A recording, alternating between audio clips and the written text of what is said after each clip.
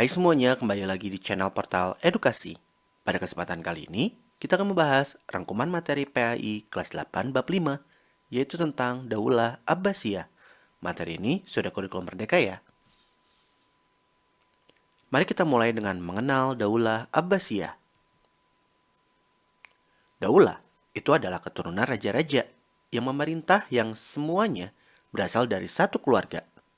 Daulah Abbasiyah adalah keturunan keluarga Abbas yang menjadi raja dan memegang pemerintahan secara turun-temurun. Keluarga Abbas yang dimaksudkan di sini adalah keturunan dari Abbas bin Abdul Muthalib yang merupakan paman termuda Nabi Muhammad SAW.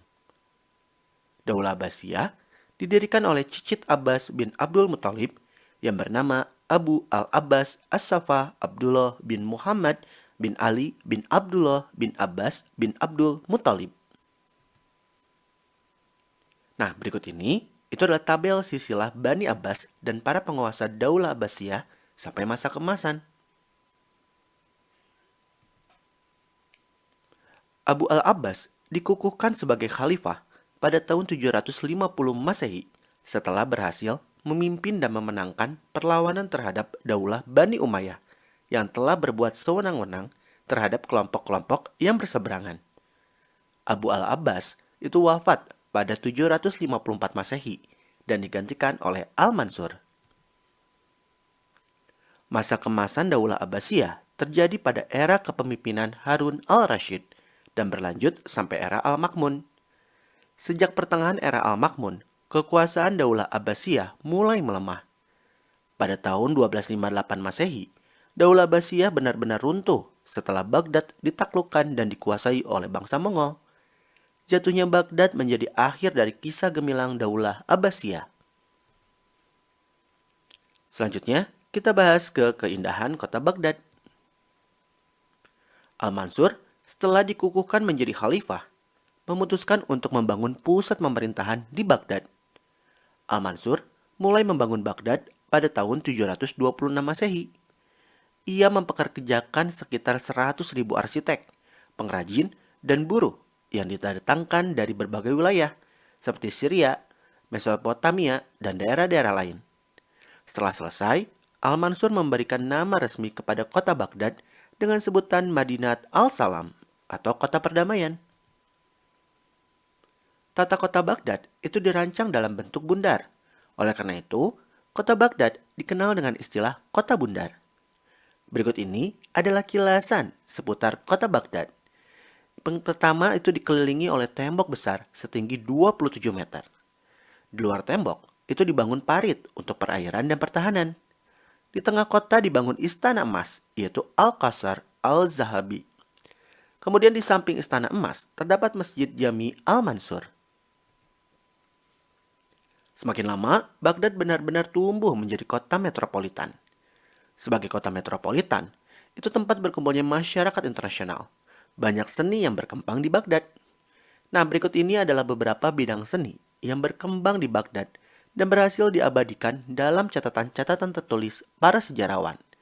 Di antaranya, seni arsitektur, seni patung dan lukis, seni industri, seni kaligrafi, dan seni musik. Selanjutnya, Bait Al-Hikmah sebagai pusat ilmu pengetahuan. Bait Al-Hikmah dibangun oleh Khalifah Harun al-Rashid dengan tujuan awal sebagai perpustakaan pribadi. Pada masa Khalifah Al-Ma'mun, Bait Al-Hikmah diformalkan menjadi lembaga pendidikan tinggi Islam. Bait Al-Hikmah dikembangkan menjadi lembaga pendidikan formal dalam rangka mewadahi perkembangan ilmu pengetahuan di Baghdad pada saat itu. Perkembangan ilmu pengetahuan diawali dari kegiatan penerjemahan buku-buku ilmu pengetahuan berbahasa Yunani. Di tempat ini berkumpul para ahli bahasa Yunani dari Syria yang menerjemahkan buku-buku tentang aritmatika, geografi, filsafat, dan lain-lain dari bahasa Yunani ke bahasa Syria. Bait Al-Hikmah dibangun sebagai fasilitas bagi para ilmuwan agar mereka bisa berkembang dengan lebih baik. Para ilmuwan ternama kemudian dipanggil untuk bekerja di tempat ini. Di antaranya adalah Hunain ibn Ishaq dan Sabit ibn Qurrah. Sejak menjadi lembaga formal, Bait Al-Hikmah berkembang menjadi pusat ilmu pengetahuan. Bait Al-Hikmah bukan lagi sekedar berfungsi sebagai tempat penerjemah, tapi berkembang sebagai pusat perkembangan ilmu pengetahuan. Bait Al-Hikmah melahirkan para filosof Muslim seperti Al-Kindi, Al-Farabi, hingga Al-Ghazali. Keberadaan Bait Al-Hikmah sebagai pusat ilmu pengetahuan dunia terus berkembang sampai beberapa penguasa berikutnya, yakni Al-Muqtasim dan Al-Watsik. Namun, kejayaan Bait Al-Hikmah mulai meredup pada masa Al-Mutawakkil. Selanjutnya, meneladani produktivitas, literasi, dan keharmonisan intelektual antar agama. Ada banyak nih yang bisa kita petik hikmahnya dari masa Daulah Abbasiyah, antara lain seni pangkal keindahan, literasi pangkal kemajuan dan keadaban, serta toleransi pangkal keharmonisan. Nah ya mungkin cukup sekian. Terima kasih telah menyimak video pembelajaran hingga selesai. Semoga bermanfaat kita semua. Jangan lupa like, comment, and subscribe.